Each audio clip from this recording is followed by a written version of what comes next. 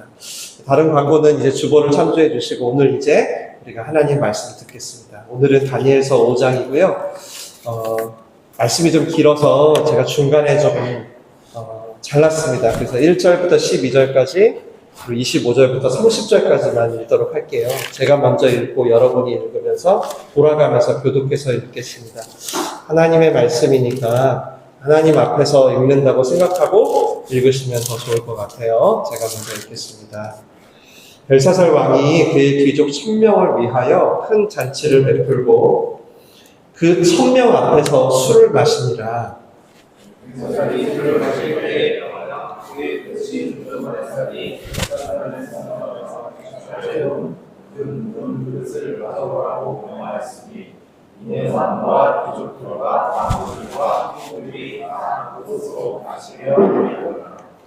예, 예루살렘 하나님의 전 성소 중에서 탈취하여 온 금 그릇을 가져오매 왕이 그 귀족들과 왕후들과 그 후궁들과 더불어 그것으로 마시더라.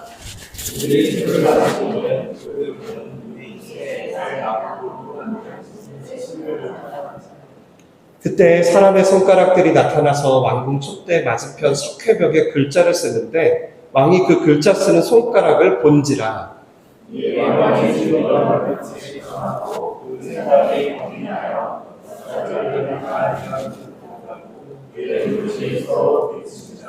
왕이 크게 소리질러 술객과 갈대아 술사와 점쟁이들을 불러오게 하고 바벨론의 지혜자들에게 말하되 누구를 막론하고 이 글자를 읽고 그 해석을 내게 보이면 자주색 옷을 입히고 금사슬을 그의 목에 걸어주리니 그를 나라의 셋째 통치자로 삼으리라 하니라.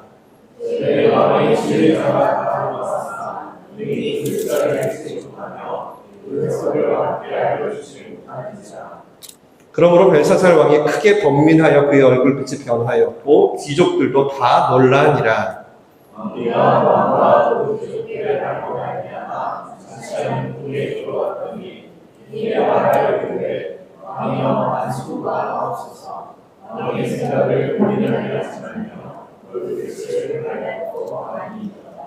왕의 나라에 거룩한 신들의 영이 있는 사람이 있으니 곧 왕의 부친 때 있던 자로서 명철과 총명과 지혜가 신들의 지혜 같은 자니이다.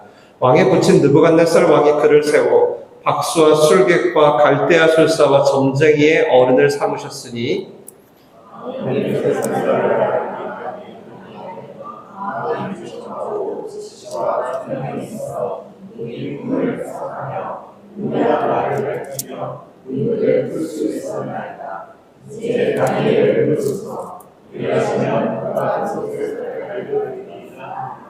자, 그리고 뒤로 넘어가서 25절부터 같이 한번 읽어볼게요. 기록된 글자는 이것이니 곧 메네 대겔 오바르신이라.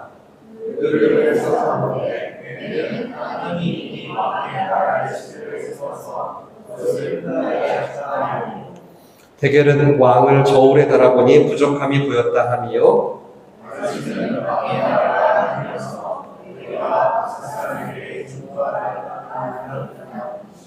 이에 벨사살이 명하여 그들이 다니엘에게 자주색 옷을 입히게 하며 금사슬을 그의 목에 걸어주고 그를 위하여 조서를 내려 나라의 셋째 통치자로 삼으니라. 같이 읽겠습니다. 그날 밤에 갈대아와 벨사살이 죽임을 당하였고. 아멘.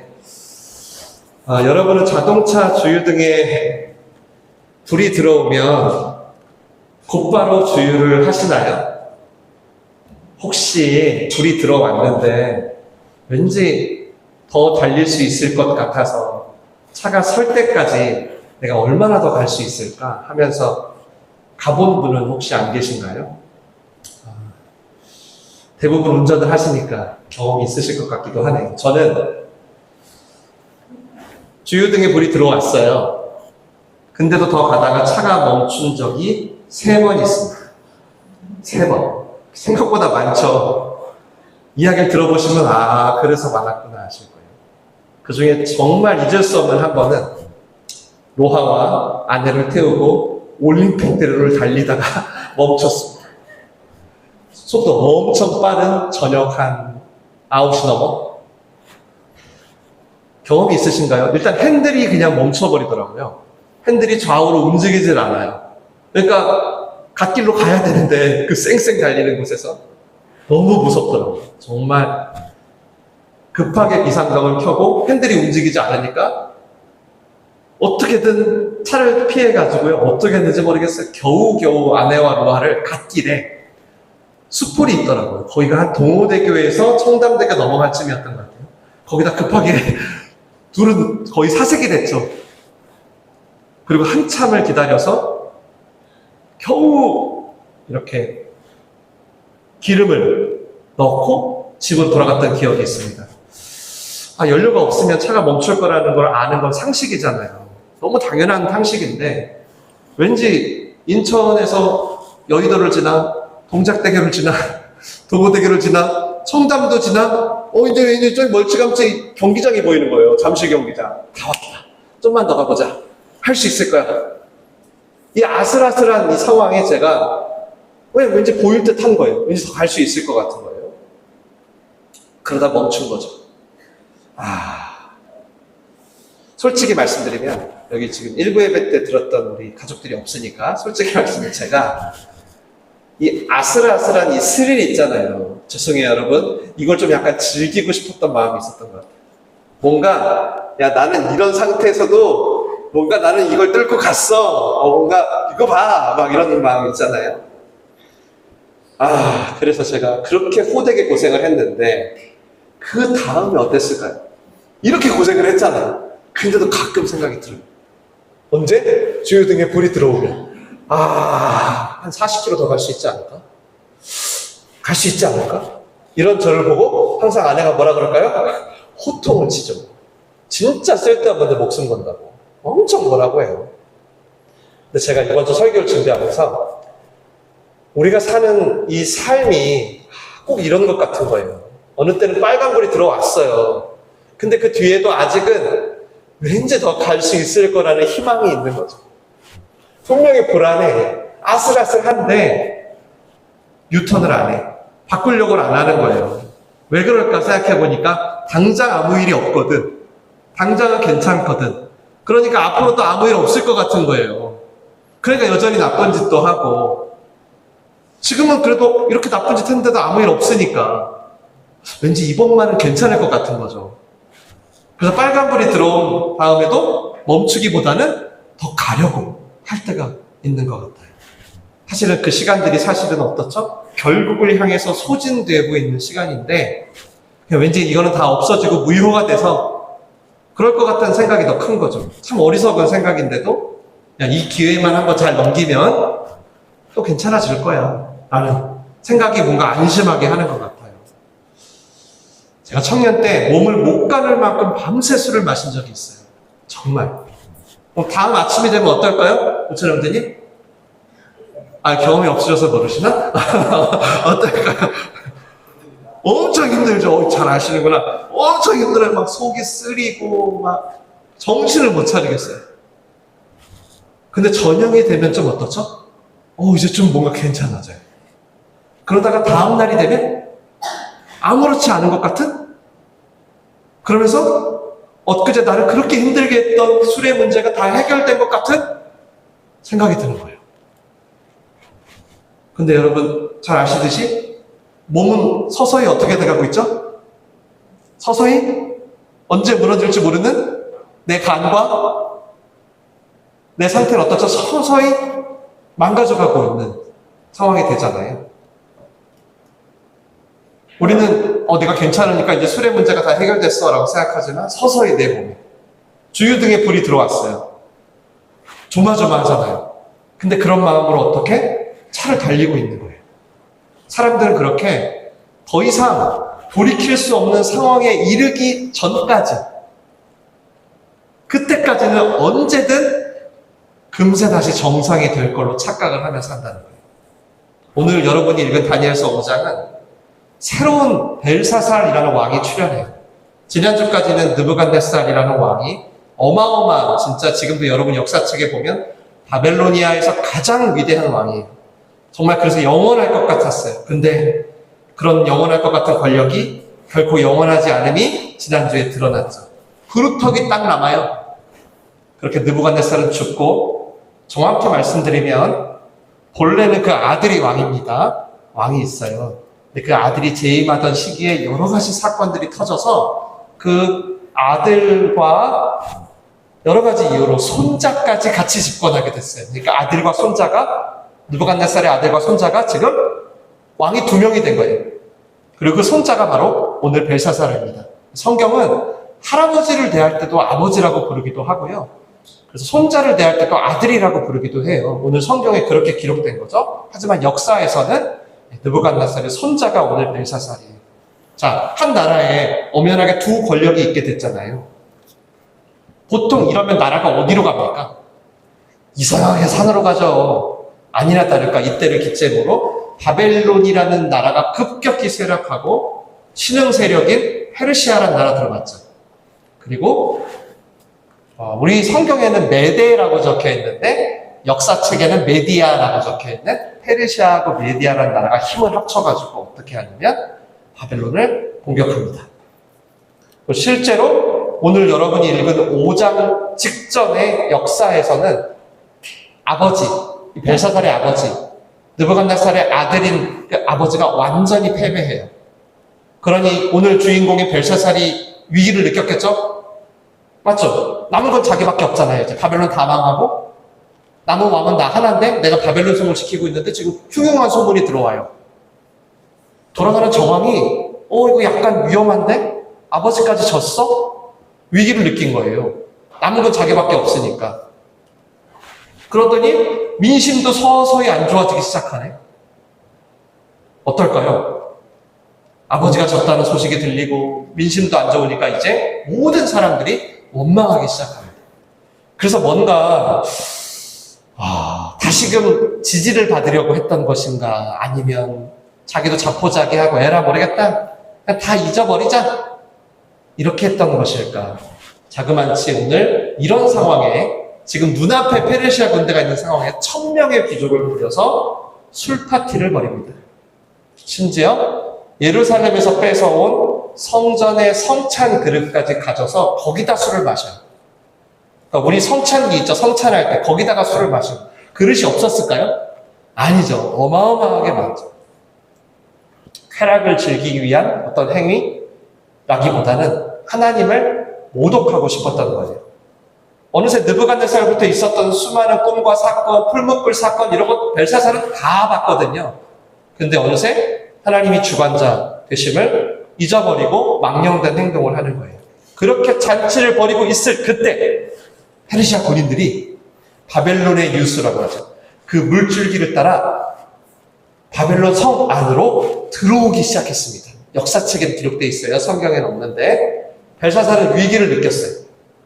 근데 그 밤에 위기를 느꼈지만 그 밤이 내 인생의 마지막 날이 될 거라고는 우리 아까 성경에서 읽었지만 상상도 못합니다. 우리도 원래 아주 서서히 다가오는 날 있잖아요. 서서히 다가오는 날도 우리는 어떻게 느끼죠? 갑자기 이만 것처럼 느끼잖아요. 갑자기. 그렇게 아무도 모르게 페르시아 군인들이 성을 둘러싸고 있는 그때 갑자기 손가락들이 나타납니다. 그리고 벽에 글씨를 쓰기 시작해요. 이게 렘브란트의 그림인데요. 얼마나 놀랐을까요? 지금 막 술 파티가 벌어졌어요. 근데 갑자기 손가락이 나타난 거예요. 너무 무서웠을 것 같아요. 이게 왜냐하면 이게 꿈이라던가 뭐 환상이면 그래도 괜찮은데 실제로 손가락이 나타나서 벽에 글씨를 쓰니까 이게 오금이 저리는 거죠. 그곳에 있는 모든 사람이 온몸을 떨었습니다. 오늘 아까 성경에서 읽었지만, 근데 여러분 사실 정작 더 두려워해야 되는 건 뭔지 아세요? 이 글씨가 나타내는 그 의미, 그게 진짜 두려워요. 그게. 손가락은 글씨를 쓰더니 싹 사라졌어요.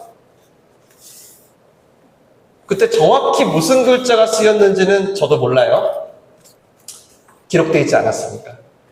대체로 학자들은 이렇게 얘기해요. 아무도 모르는 상형 문자가 쓰이진 않았을 거다. 아마 읽을 수 있을 만한 글씨가 있었을 거다. 그 중에서도 아람어였을 가능성이 가장 높다. 그렇더라도 그게 뭘 의미하는지는 알 길은 없었던 거죠. 그리고 아까 다니엘이 읽어 내려가고 다니엘이 해석해 준 걸 모든 사람이 인정하잖아요. 그리고 셋째 통치자로 삼는 걸 보면 아마 이 글자는 다른 모든 사람들도 아는 글자였던 것 같아요. 아마도 이런 글자였겠죠? 여러분 처음 보시는 글자시죠? 이게 아람어 히브리어인데 우리 한글은 왼쪽에서 오른쪽으로 읽는 거고요. 아람어나 히브리어는 오른쪽부터 이렇게 왼쪽으로 읽습니다. 제가 여러분 해석하라고 안 시킬 테니까 이미 다 해석을 아까 성경에서 다 해놨어요. 네. 메네, 데겔, 우바르신, 우바르신이라는 글자입니다. 세 개의 이렇게 동사가 합쳐진 거고요. 이렇게 모음을 표기를 안 하고 자음만으로 이렇게 세 개의 동사를 붙이면 당시에도 사람들은 뜻을 모를 뿐 아니라 읽기도 어려웠어요. 테스트를 한번 해볼게요. 예를 들어 그 밑에 여러분 제가 한글로 써놓은 글자 있죠. 이 글자를 혹시 읽을 수 있는 분? 아래 한글. 여기도 자음만으로 연결되잖아요. 이 글자가 만약에 오늘 우리 벽에 나타났어. 그러면 이거 혹시 읽거나 의미를 내가 좀 알 수 있다. 이거 만약에 풀면 선물이 있습니다. 셋째 통치자나 금그릇 정도는 아닌데 제가 그에 못지않은 선물이 있습니다. 비슷하기만 해도 맞게 해드릴게요. 한번 생각해 보세요. 힌트는 오늘 본문에 나타난 아람어의 뜻을 한글식으로 자음만 표기한 거예요. 자음만. 벨사살은 오늘 이걸 보고 너무너무 두려웠어요. 그러니까 뭔가 엄청난 계시가 있을 것 같긴 한데 우리 예전에 자기 할아버지, 아버지 때를 생각하면 너무 불안한 거죠. 이거 뭔가 있구나. 꿈도 아니고 대낮으로 실제로 보니까 견딜 수가 없었어요. 불안해서. 그래서 오늘 성경에 보니까 사지를 떨었다고 합니다. 이때 갑자기 다니엘이 다시 나타납니다. 이때 다니엘은 여러분 더 이상 청년이 아니겠죠. 지금 이때 다니엘은 80세가 가까울 정도의 노인 다니엘입니다. 1장부터 4장까지는 그렇게 젊었는데 갑자기 쭉 점프했어요. 급하게 오늘 성경에 보니까 벨사살의 어머니가 다니엘을 기억했나 봐요. 그리고 다니엘을 수소문해서 궁으로 데려온 거죠. 그리고 다니엘은 그 궁에 들어오면서 저 글자를 보자마자 의미를 알았습니다. 머리가 좋아서일까요?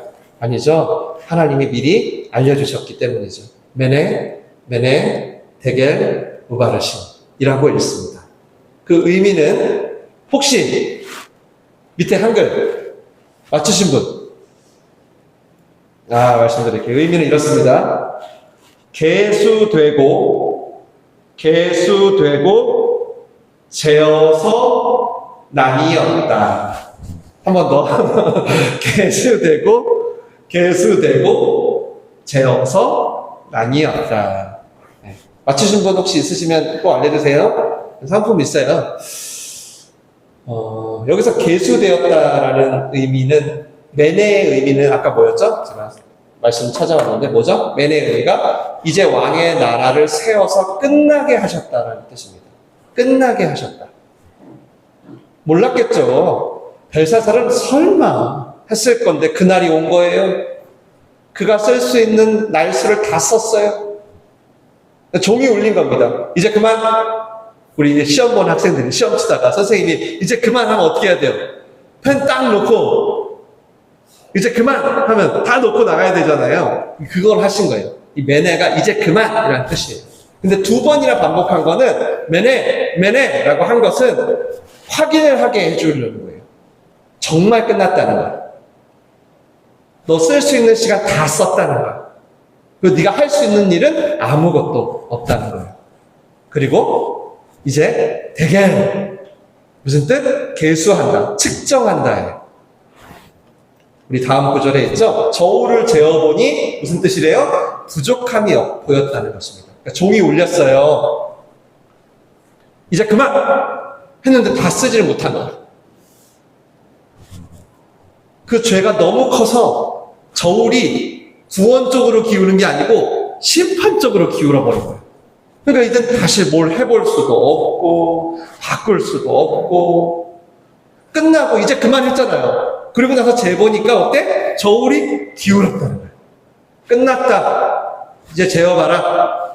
재어봤더니 부족합니다. 정말 비극이죠.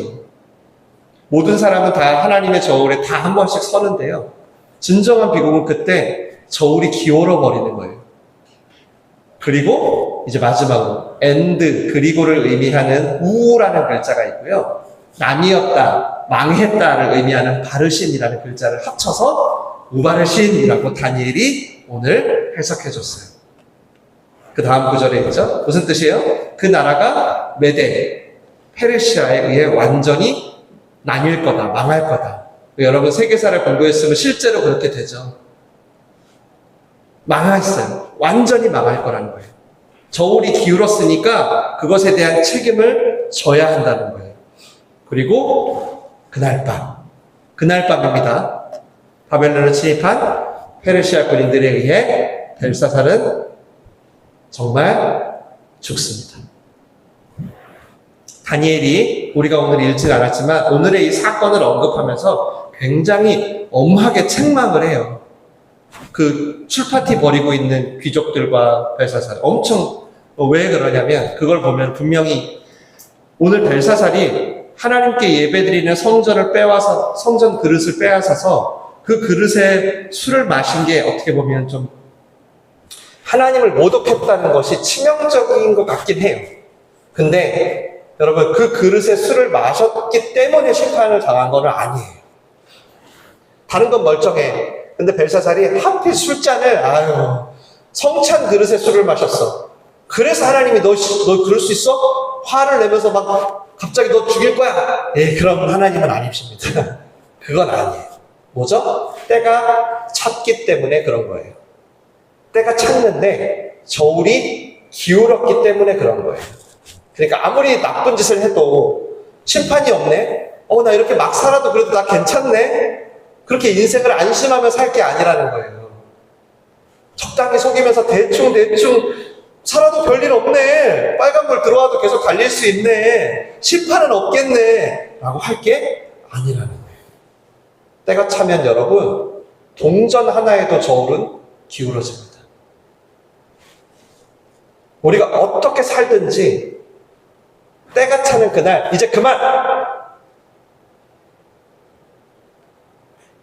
그때가 되면 동전 하나로도 저울은 기울게 돼 있어요. 자기 욕망과 욕심을 위해서 목회를 했는데도 교회가 막 성장하고 커져.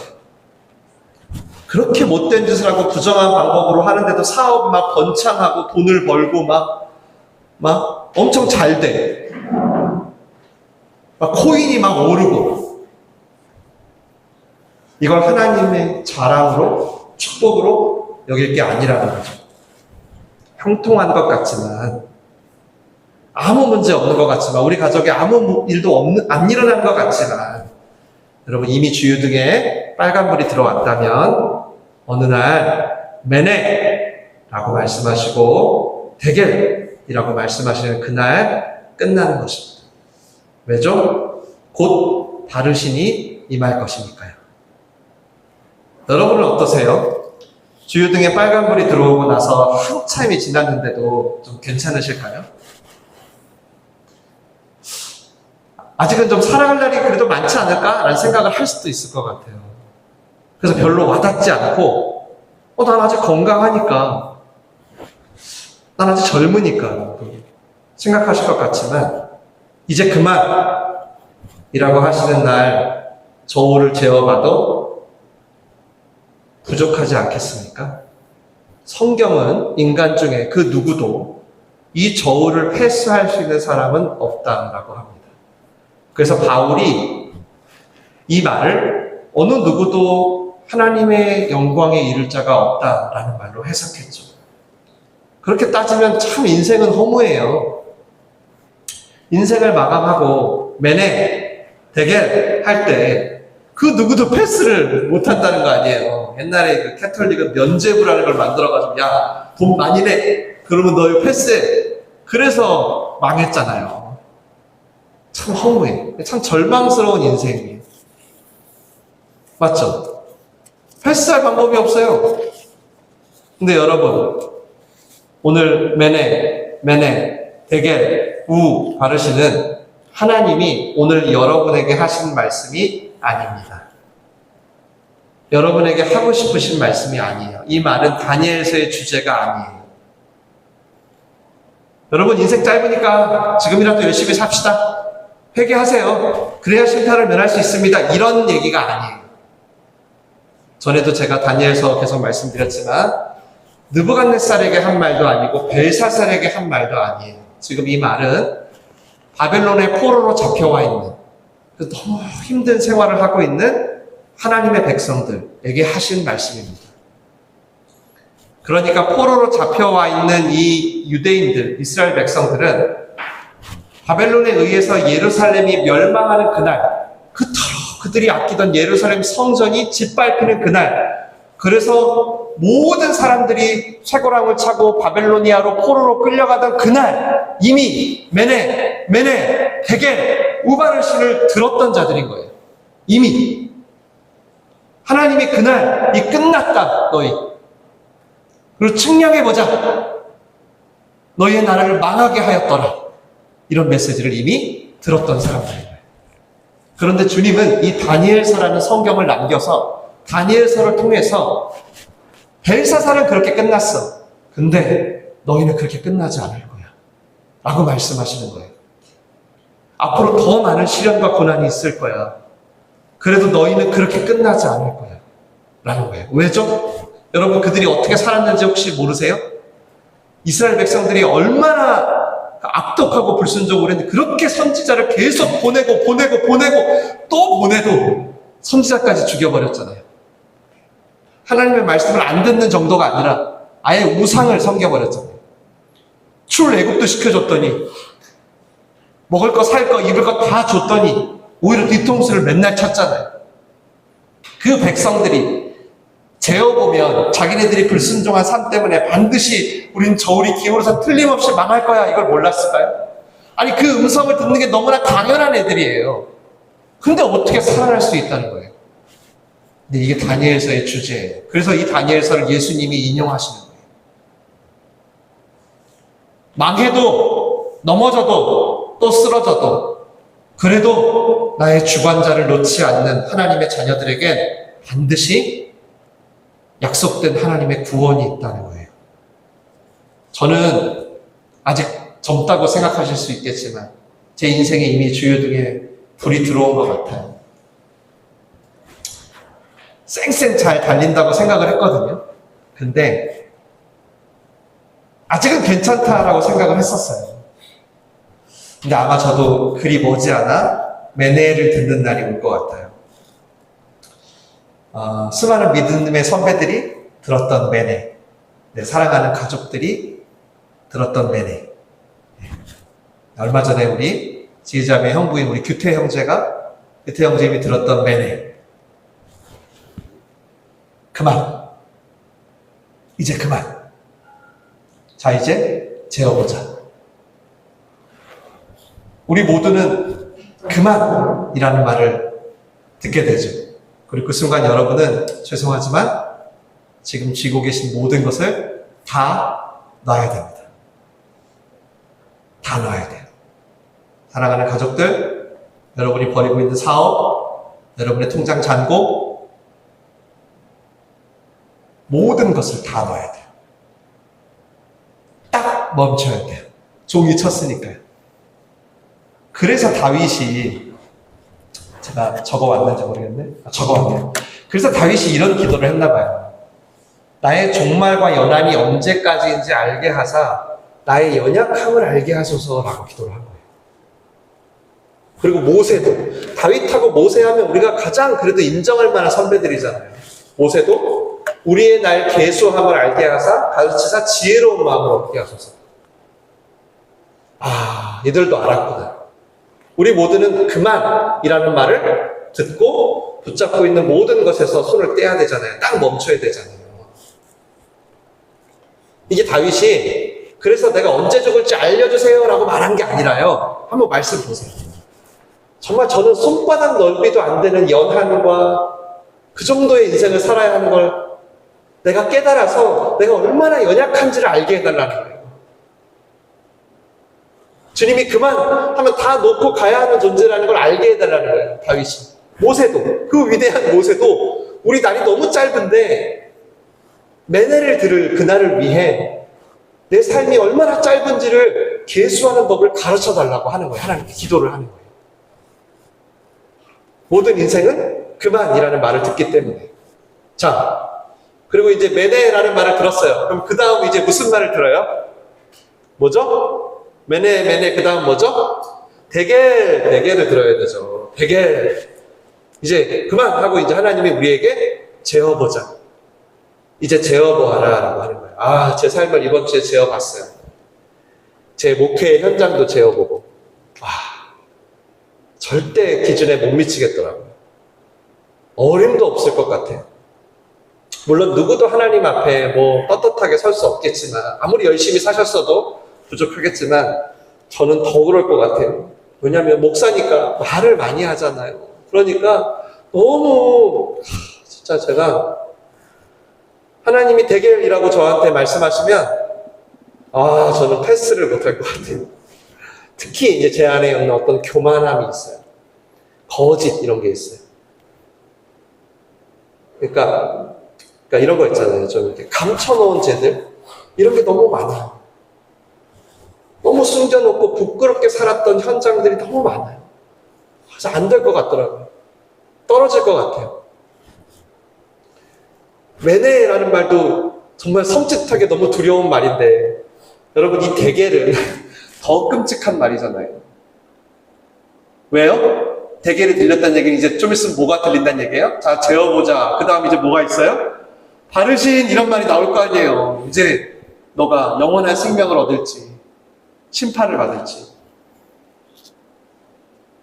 근데 하나님의 그 기준에 미칠 수가 없어가지고 저울이 기울어지는 것을 보면서 너무 두려워서 제가 떨고 있는데 갑자기 바르신이 들리지 않는 것입니다. 오늘 설교의 제목이죠. 바르신이 들리지가 않아요. 이상하다. 들려야 되는데. 바벨론의 포로로 잡혀있는 하나님의 백성들에게 오늘 이 벨사살 사건을 통해서 전해주고자 하신 하나님의 뜻은 뭐냐면요. 이제 더 이상 너희에게 바르신이 들리지 않을 거라는 거예요. 그들을 구원할 하나님의 아들 예수 그리스도 때문에. 저울에 달면 당연히 기울죠. 어떻게 살았는데. 근데 그 심판으로 기운 저울을 용서와 사랑으로 다시 기울이실 하나님의 계획이 있다라는 겁니다. 그래서 다니엘서를 읽게 했어요. 한 20kg 정도 몸무게가 되는 아이가 시소에 앉았습니다. 맞은편에는 아무것도 없어요. 한번 상상해 보세요. 그럼 시소는 꽤 재밌겠죠? 덜그락달그락 내가 막 왔다 갔다도 하고 일어섰다 앉았다도 하고 내릴 수도 있고 막 그럴 거 아니에요. 근데 갑자기 그 맞은편에 한 60kg의 아이가 앉은 거예요. 그럼 이제 재밌는 게임이 아니라 호러가 되죠. 끔찍한 고통이 되잖아요. 왜요? 아무리 발버둥을 쳐도 내려갈 수가 없으니까. 저울이 기울었기 때문에. 죄를 가볍게 여기서도 그렇지만 이 죄를 감당할 능력이 없어서이겠죠. 인간은 여러분 죄에 눌려서 이렇게 공중에서 바등바등거리고 있는 거예요. 내려달라고, 살려달라고 막 아우성을 쳐요. 근데 어떻게 하나? 내 힘으로는 아무것도 못할 만큼 죄에 눌려 있는 거예요. 이미 반대편에 너무 무거운 죄가 들어앉도록 한 상황에서는 그 아무리 뭐 벨사살보다 더 많은 권력과 더 많은 돈을 갖고 있다 할지라도 벨사살의 운명은 이스라엘의 운명이고 이스라엘의 운명은 저와 여러분의 운명인 거죠. 제발 좀 내려달라고 한번 해보세요. 제발 좀 살려달라고. 온 힘을 다해 한번 이렇게 막 눌러도 보세요. 띄워도 보시고. 내려갈 수가 없어요. 죄의 무게를 이길 수 없기 때문에. 그러면 여러분 이 아이가 다시 내려와가지고 안심하고 안심하게 다시 기쁘게 뛰어놀 수 있는 유일한 길은 뭘까요? 뭘까요? 60km 나가는 분이 이 아이의 곁에 앉아주시는 겁니다. 하나님은 이 아이 곁에 앉아 심판으로 기운 저울을 용서와 사랑으로 기울도록 하실 메시아를 약속하시는 거예요. 그게 오늘 본문입니다. 그러니까 다니엘이 손가락으로 쓴 글씨를 풀었다는 그 사실보다 이게 훨씬 중요한 메시지인 거죠. 용광로에서도 살아났대. 그런 영웅담보다 훨씬 절실한 메시지가 이거 아니에요?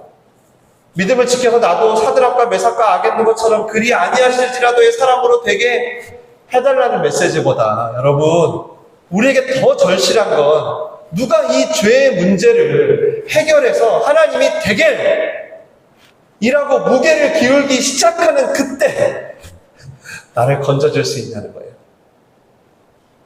60년 전 메네 대겔 우바르 신이라는 말을 듣고 포로로 잡혔습니다. 다니엘이 1차 포로예요. 이제는 하나님께 다 버림받은 줄 알았어요. 왜냐하면 성전도 무너졌기 때문에. 그런 백성들에게 하나님께서 이제 바르신이 들리지 않도록 해주겠다는 것입니다. 더 이상은 그 음성은 없다. 아들아, 딸아. 예수님 때문에. 마찬가지로 하나님 앞에 저와 여러분이 서요. 그럼 기울을 수밖에 없겠죠. 아무런 소망이 없잖아요, 저희에게. 그런 소망이 없는 우리의 옆자리에 예수님이 오신 거예요. 그게 여러분 우리의 소망이에요. 여러분 뭐가 소망이에요? 여러분 요즘 살면서 여러분이 더 나아질 수 있다는, 더 행복해질 수 있다는 소망 있어요? 뭐가 있으세요?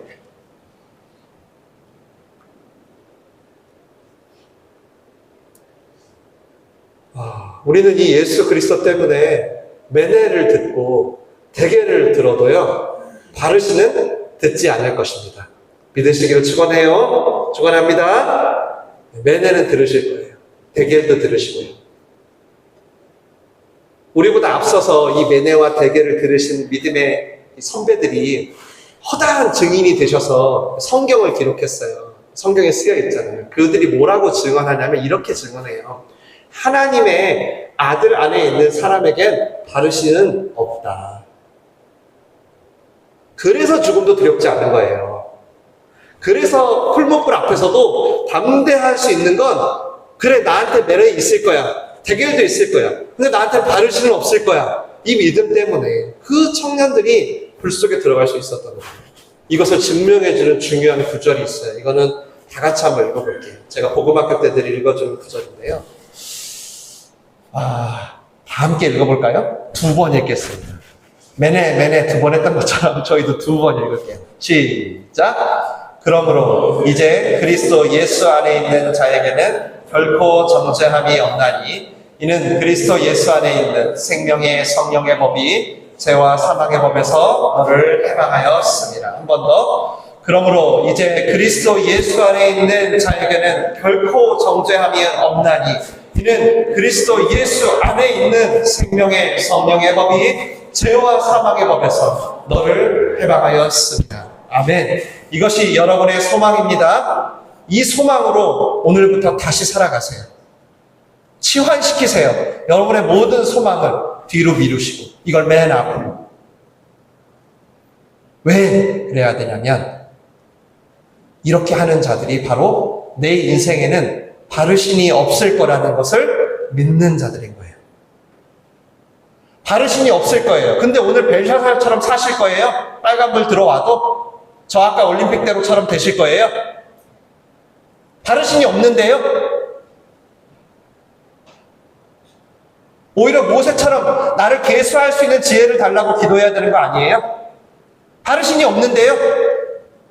오히려 다윗처럼 내 인생이 손바닥처럼 짧을 거밖에 안 되는 걸 알아서 날마다 내가 얼마나 연약한지 알게 해달라고 기도해야 되는 거 아니에요? 바르신이 없는데요? 오히려 다윗과 친구들처럼 비록 포로의 신분이지만 뜻을 정하여 누가 이 세상의 주관자인지, 내 인생의 주관자인지를 놓치지 않으려고 몸부림치는 게 마땅한 거 아니에요? 바르신이 없는데요? 바르신이 없기 때문에 주유등에 불이 켜졌는데도 불구하고 막 살겠습니까? 아니면 매일매일 메네와 대게를 들을 그날을 준비하며 살겠습니까? 저는 크리스찬도 대게를 듣는다라고 여러분에게 단호하게 말씀드립니다. 하나님이 그러셨어요. 제가 설교 준비하면서 상상해봤어요. 제가 이 대게를 듣는, 메네를 듣는 그날. 어느 날 하나님이 저를 부르시겠죠? 메네, 메네, it is finished. 끝났어. 그만! 그러면 저는 그날 멈추겠죠? 맞죠? 그리고 이제 저의 삶을 재보자 하시겠죠? 되게 무게를 달아보는 거예요. 하나님의 저를. 저는 추락할 것 같아요. 제일 필요도 없어. 그냥 추락이야. 도저히 멈출 수 없을 만큼. 너무너무 두렵게 저울이 기울고 있어요. 그런데 나는 아무 공로가 없는데 예수 그리스도께서 내 저울에 앉으시는 거예요. 그래서 저를 변호하기 시작하는 거예요. 저를 안아주기 시작하는 거예요. 저의 의로움이 되기 시작하는 거예요. 난 의로움이 하나도 없는데. 그랬더니 다시 저울이 심판이 아닌 용서와 사랑으로 기울어진 것이죠. 그리고 하나님의 용서와 사랑 가운데 들어가게 하실 때 나는 죽었다고 생각했는데, 우리 로마서 말씀처럼 나는 망했다고 생각했는데 내가 다시 사는 놀라운 감동을 그날 경험할 거예요. 설교를 준비하면서 상상해 봤어요. 그렇다면 그런 상상을 우리가, 저와 여러분이 한다면, 여러분 그러면 우리가 이 땅에서 살아갈 연수가 얼만큼인지 모르지만 어떻게 벨사살처럼 살 수 있겠습니까? 그날 예수님이 내 편에 서주실 거라는 것 때문에 어떻게 불이 들어왔는데도 막 살 수 있겠습니까? 기울어진 저울추에 앉아주신 그 은혜를 생각하면 하루하루 어떡해요? 그 은혜에 감사하며 그 은혜와 사랑을 나누면서 살다가 가는 거죠. 왜죠? 바로 메네도 있고 대결도 있지만 바르신이 없기 때문에. 그 거룩한 상상력으로 지금의 바벨론 같은 여러분의 현실들을 넉넉히 이겨내시고 우리 주 예수 그리스도와 영원히 동행하시는 여러분 되시길 주님의 이름으로 축원합니다. 축원합니다. 우리 같이 기도하겠습니다. 여러분 인생에 빨간불이 들어와가지고 이제 멈출 때가 됐구나 라는 생각이 있어도 아직 자꾸 같은 죄를 반복하는 저의 모습이 있더라고요. 여러분은 어떠세요? 이건 좀 너무 한심하고 답답하고 주님이 이제 그만 하고 재보자 하시면 제가 어떡할까요? 물론 하나님 앞에 잘 살았다 할 사람 아무도 없겠지만 재보라 하신 하나님이 바로 예수 그리스도 때문에 바르신 하지 않겠다고 말씀하십니다. 그럼 이제 우리 어떻게 할까요? 바르신이 없는데도 불구하고 빨간불이 들어왔는데도 벨사살처럼 달려야 될까요? 아니면 이 바르신이 없는 은혜에 힘입어 바벨론 같은 세상에서도 뜻을 정하고 살아야 할까요? 여러분이 선택하면서 기도할 시간을 드릴게요. 여러분 오늘 말씀 들으셨으니까 한번 기도해 보세요. 직접. 정말 나한테 바르신이 없구나. 그렇다면 내가 앞으로 어떻게 살아야 할지. 우리 말씀 생각하면서 다 함께 기도하시겠습니다. 살아계신